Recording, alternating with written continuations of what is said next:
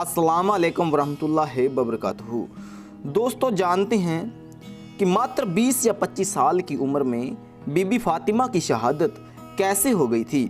दोस्तों, आज से 1000 साल पहले एक महान इस्लामिक विद्वान शेख सद्दूक हुए हैं। उन्होंने कुरान की हदीस से यह सिद्ध किया है कि हर दौर और हर ज़माने में खुदा का दीन यानी इस्लाम धर्म को बनाने वाले कभी नबी, कभी पैगंबर तो कभी रसूल और कभी इमाम के तौर पर दुनिया में मौजूद रहे हैं। इस दुनिया के अंत तक मौजूद रहेंगे। यानी अल्लाह कभी दुनिया को बिना धर्म अधिकारी के नहीं छोड़ता। प्यारे दोस्तों, अगर आप बीबी फातिमा से प्यार करते हैं तो आप हमारे YouTube वीडियो को लाइक ज़रूर कीजिए, चैनल को सब्सक्राइब कीजिए और पास में घंटी बटन को दबाकर ऑल नोटिफिकेशन ऑन कर दीजिए ताकि आप हर एक इस्लामिक वीडियो सबसे पहले देख सकें। तो चलिए दोस्तों, वीडियो में आगे बढ़ते हैं। दोस्तों, पैगंबर मोहम्मद के बाद नबूवत का सिलसिला ख़त्म हो गया, लेकिन इसका मतलब यह नहीं कि इस्लाम बिना रहबर के हो गया, बल्कि कुरान के मुताबिक यह सिलसिला अहले बेद में जारी हुआ। अहले बेद में शामिल है हज़रत अली, बीबी फातिमा, इमाम हसन, इमाम हुसैन, और यही पैगंबर के बाद धर्म के सर्वोच्च अधिकारी हुए हैं। इनकी पैरवी करना और इनकी बातें मानना पैगंबर मोहम्मद के बाद हर मुसलमान का फ़र्ज है। कि इस भाग में हम बात करते हैं बीबी फातिमा के बारे में। दोस्तों, बीबी फातिमा पैगंबर मोहम्मद की एक सगी बेटी थी और इनकी माँ का नाम हज़रत खदीजा कुबरा था। हज़रत खदीजा अपने समय की अरब मुल्क की सबसे धनी महिला थी, किंतु उन्होंने पैगंबर मोहम्मद से शादी के बाद अपनी सारी धन दौलत इस्लाम पर खर्च कर दी थी और माँ बाप का आला किरदार बेटे को मिला। यहाँ तक कि रसूल ने अपनी बेटी के लिए यह फरमाया कि फातिमा मेरे दिल का टुकड़ा है। मात्र 20 या 25 साल की उम्र में बीबी फातिमा की शहादत हो गई थी। इस बीच उनके फजीलत के बेशुमार रंग हमारे सामने हाजिर होते हैं। इतिहास में दर्ज है कि जब भी रसूल की बेटी उनसे मिलने जाती थी तो रसूल उनकी ताजीम में मेंबर से उठ जाते थे। पैगंबर मोहम्मद की एक मशहूर हदीस यह है कि फातिमा तमाम औरतों की सरदार है। रसूल की बेटी होने के बावजूद बीबी फातिमा के पास दुनिया की दौलत में से कुछ भी नहीं था। बीबी फातिमा ने सादगी में अपना जीवन व्यतीत कर दिया।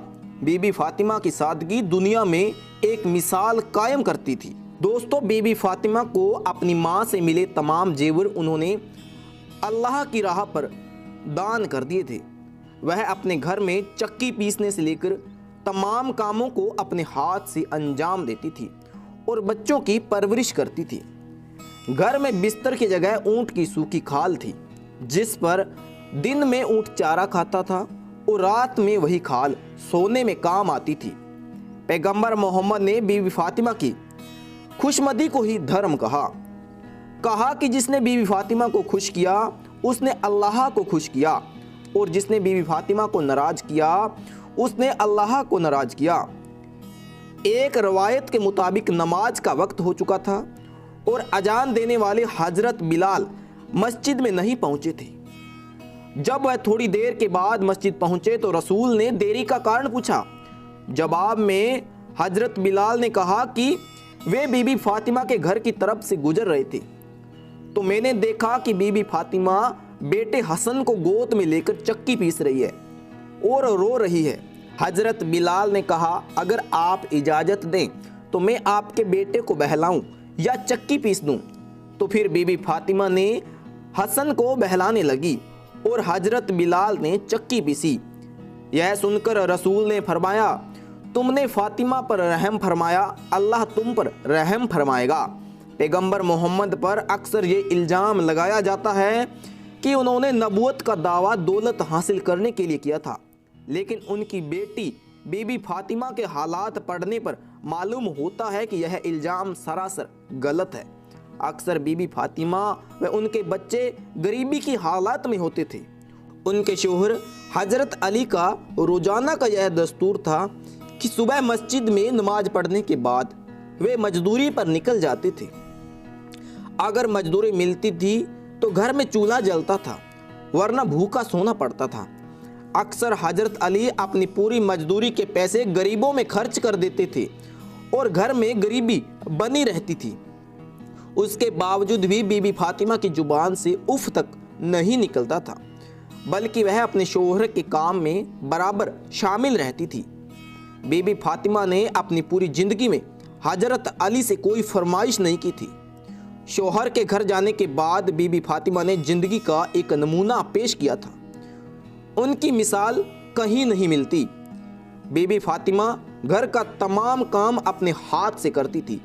झाड़ू देना, खाना बनाना, चरखा काटना, चक्की पीसना और बच्चों की देखभाल करना, यह सब काम वह अकेली करती थी। फिर जब सन 7 हिजरी में रसूल ने उन्हें एक कजीन यानी कि एक नौकराइन अता की, बीबी फातिमा ने उनके साथ एक सहेली और एक बहन जैसा बर्ताव किया। घर का काम एक दिन वह खुद करती थी और एक दिन नौकराइन यानी कि कजिन करती थी। पंजतन पाक की फजीलत में इस तरह की कई हदीसें मौजूद हैं। अल्लाह पाक ने ज़मीन और आसमान की खिलकत इनके लिए ही की थी। एक मशहूर हदीस में बताया गया है कि जब पैगंबर मोहम्मद, बीबी फातिमा, इमाम हजरत अली, इमाम हसन और इमाम हुसैन एक चादर के नीचे मौजूद थे, उस वक्त फरिश्तों ने परवरदिगार से पूछा कि चादर के नीचे कौन है? तो अल्लाह पाक ने फरमाया कि चादर के नीचे फातिमा है। उनके बाबा हैं, शोहर हैं और 2 बेटे हैं। मैंने इनको हर बुराई और गंदगी से दूर रखा है और तमाम कायनात इन्हीं के वसीले में बनाई गई है। बीबी फातिमा तमाम अकल की दुनिया की औरतों में से एक औरत थी। मुँह सफ़ेद फातिमा के नाम की लिखी हुई एक किताब के बारे में कहा जाता है कि यह कुरान से 3 गुना ज़्यादा जखीम है और यह किताब अब उपलब्ध नहीं है और माना जाता है कि यह इस्लाम के वर्तमान धर्माधिकारियों के पास हो सकती है। बीबी फातिमा की किताब में इस्लाम के बारे में बहुत ही बड़ी बड़ी और अच्छी बातें लिखी हुई है। बीबी फातिमा की किताब में लिखा हुआ है कि मोमिन यानी कि मुसलमान को 3 बातों का हमेशा ख्याल रखना चाहिए। अपने पड़ोसी को ना सताए, अपने मेहमान का इकराम करे, हमेशा अपनी बात मुंह से निकालते वक्त खामोश रहे। औरत के लिए यह सबसे बेहतर बात यह है कि वह किसी गैर मर्द को ना देखे और ना ही गैर मर्द उसे दिखे। इमाम हसन फरमाते हैं कि एक दिन उन्होंने सारी रात बीबी फातिमा को इबादत गुजारी में मशगूल देखा। तमाम दुनिया में मोमिनों के लिए दुआ मांगते सुना। यहाँ तक कि सुबह हो गई। इमाम हसन ने अपनी माँ से कहा कि आपने अपने लिए नहीं मांगा, आपने अल्लाह से कुछ भी नहीं मांगा। तो जवाब में बीबी फातिमा ने फरमाया कि पहले अपने पड़ोसी का ख्याल करो, फिर अपने बारे में सोचो। अल्लाह पाक ने दुनिया की सजाएं इसलिए रखी हैं ताकि वह आखिरात में गुनाहगार पर रहम फरमाए। लिहाजा यह सिद्ध होता है कि पैगंबर मोहम्मद की बेटी बीबी फातिमा महिलाओं में इस्लाम की सर्वोच्च अधिकारी थी, जिसकी मिसाल आज भी दुनिया में कायम है। तो दोस्तों, यह तो थी बीबी फातिमा के जीवन के बारे में कुछ जानकारियां जो हमने आपको प्रदान की।